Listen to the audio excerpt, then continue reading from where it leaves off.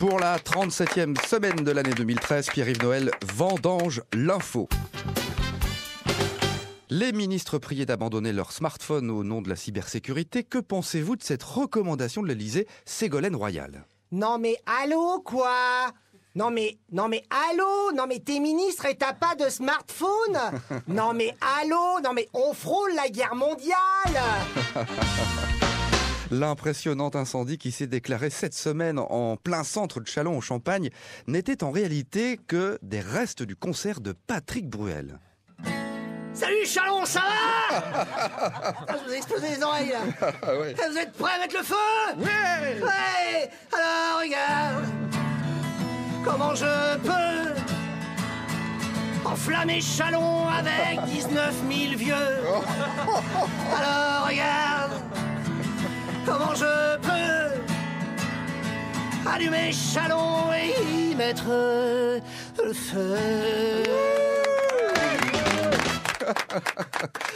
Devant la continuité des crimes à Marseille, vous avez déclaré que les solutions envisagées par le gouvernement n'étaient que de la poudre aux yeux. Vous le confirmez, Marine Le Pen?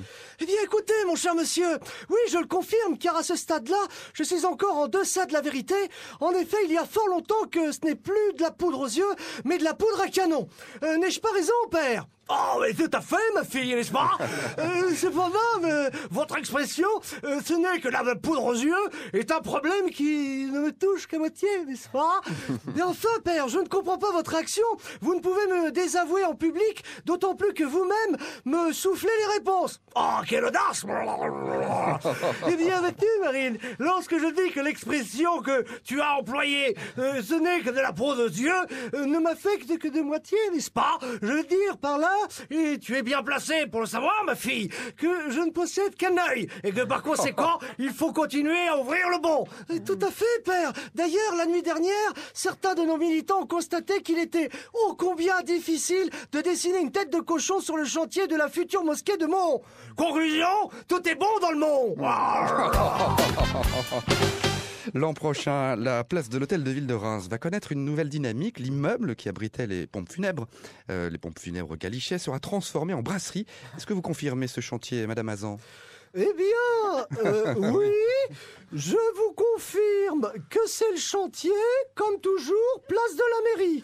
Oui. D'ailleurs, il était temps de réveiller les morts des pompes funèbres pour établir la future carte de la brasserie Galichet, avec en entrée une terrine de Charleville-Mézières et sa marmelade Claudine Ledoux qui fout le camp. Oh. En plat principal, une tête de veau à la Quénard.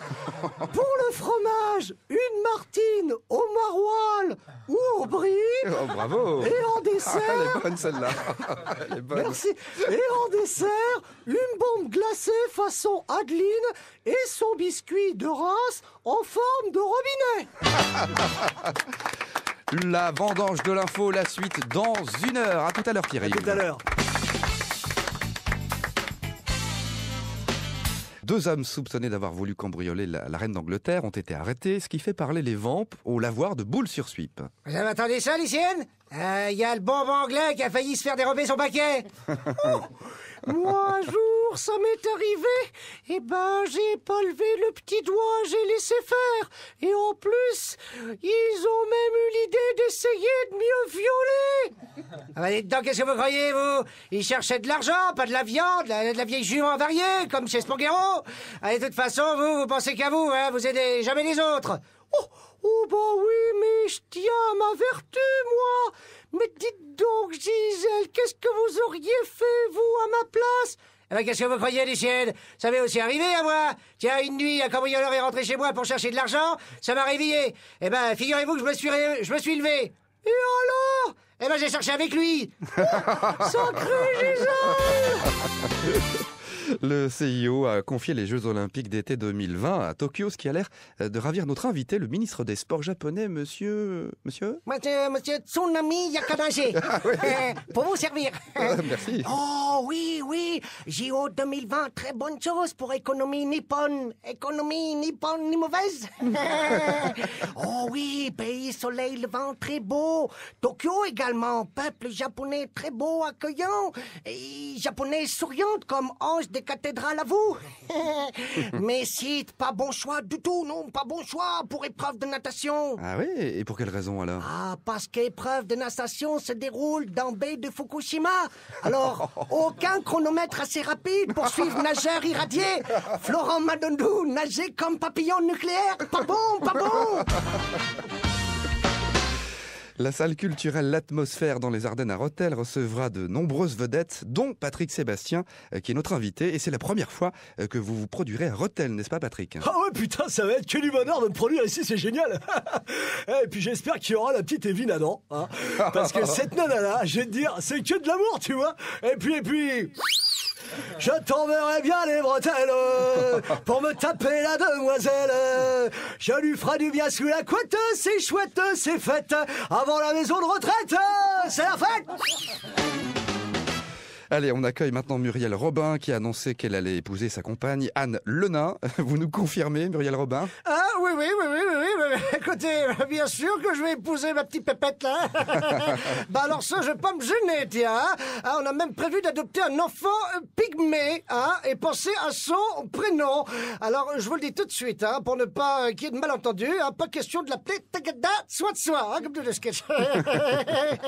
Non, parce que c'est vrai, sa tribu ne nous le permettrait jamais, hein. Alors, sans vouloir être indiscret, comment est-ce que vous pensez l'appeler alors? Bah, figurez-vous qu'au début, on voulait l'appeler François, hein, mais comme dans le showbiz, il y en avait déjà pas mal sur le marché, entre Copé, Fillon, Hollande et le pape même.